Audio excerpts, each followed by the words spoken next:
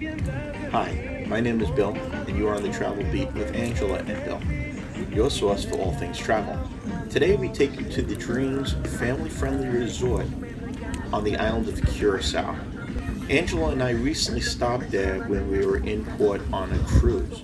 We'll show you a little bit of the outside of the facility, give you some thoughts on our food, what we liked, what we didn't like, and just in general discuss what we do on our cruise stops and how we like to spend our time.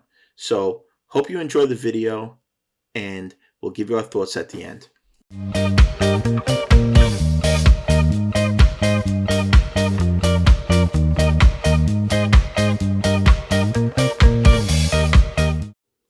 One of the things we like to do when we're on a cruise stop is explore some of the local all-inclusive resorts in the area.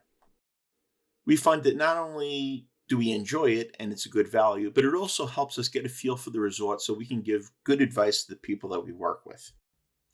The Dreams Resort was a short Uber ride from the cruise port, probably about 10 minutes, and they did have free Wi-Fi, which was a nice advantage as well.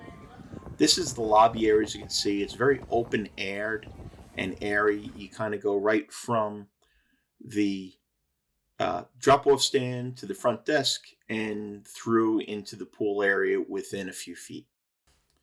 We've stayed at a lot of Dreams and Secrets resorts. They happen to be our favorite brand, so we're really excited to see what this one looked like. It's a little bit different, and the island's a little bit different, but in general, the resort had that upscale feeling that is signature in Dreams and Secrets resorts.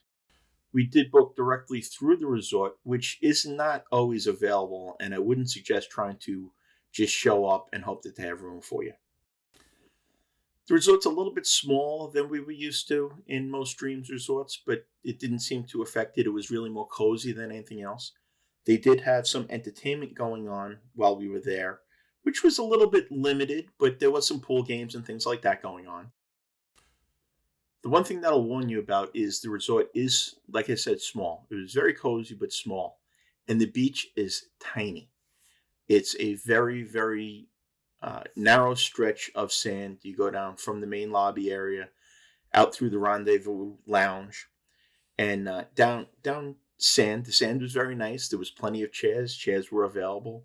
There was service at the bar. But as you can see, this is the width of the beach area, which is small. It's also a little bit rocky there, but I'll tell you, once you got out a little bit into it, it was the absolute clearest water I have ever seen in my life. It's not the typical blue, at least the day we were there, but I tell you, you could just stand there without a snorkel and look down and just see fish all over the place.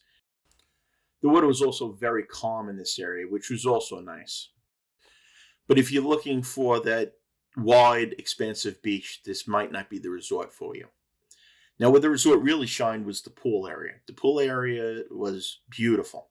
They had a large, wouldn't call it lazy river, but just kind of a pool that meandered from the front entrance over towards the left. As you can see, there's a bar in the corner, and on the other side there is a fitness center. And then went right into an infinity type of pool that overlooked the waters and the beach area. The beach area is actually behind at the end there, that stone wall. There's a walkway that goes down. Also, as you can see, there is the Barefoot Grill, which had lunch, hamburgers, hot dogs, nachos, things like that.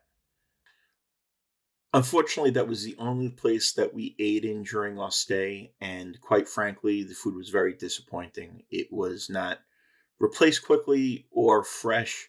That could have been due to low capacity, but that was definitely a disappointment, something we hadn't seen at many Dreams resorts previously. We do plan on going back, so hopefully we can give you an update and let you know whether the food and quality improved at the Barefoot Grill, and also eat in one of their other restaurants, such as the World Cafe. If you're finding this video helpful, please give it a like and definitely subscribe to the channel. We plan on adding videos. We already have some videos of other Dreams resorts, Secrets resorts, all-inclusives, cruises, and plan on adding a lot of more reviews, vlogs, and travel news for everybody's enjoyment and information. Now, a couple of things to point out about Curacao in general. There are not many all-inclusive options on the island, It is a rapidly growing island. It is beautiful. We really like it. The downtown area of Willemstad is beautiful with bright, colorful buildings, and it's really a great island to visit. As far as our impressions of Dreams Curacao in the couple of hours we were there, it's a nice resort. It's not exactly what we are used to in the Dreams portfolio. It is smaller, but I would absolutely recommend it, especially depending on price and budget. We will be going back to Curacao at least once or twice more this year. We plan on stopping back and we'll update with our thoughts at that point. Once again, we'd really like to thank you for joining us on our video tour of Dreams Curacao. We invite you to like the video and subscribe to the channel. It really helps us out. And till next time, thanks for joining us, and we'll see you on our next adventure.